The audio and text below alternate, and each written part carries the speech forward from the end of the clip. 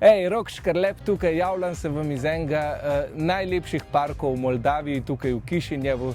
Prišel sem pa sem zato, ker mi je všeč lepo in čisto in danes bom govoril ravno o tem, kako ravnati z odpadki, specifično z e-odpadki in kakšni so moji načini, da morda malo pripomorem k temu. Zdi se mi, da najprej preveč kupujemo teh naprav, zmeri menjamo, upgradamo, tako da jaz vedno poskušam svoje naprave uporabljati čim dlje, kolikor je možen. Če se kaj pokvari, poskusim sam popraviti, malo pošraufam, zelo redko mi rata, ampak probati pa ni greh. Če pa vseeno upgradam, pa imam nekaj starega, kar je še uporabno, pa res vedno nesem na center ponovne uporabe, v Kranju ga imamo na Zarici, zmeri tja nesem, domov pa prinesem pa kakšno knjigo ali pa igračo za ta malega. Tako da razmisli tudi ti, kako boš pa ti pripomogel, da bo teh odpadkov čim manj.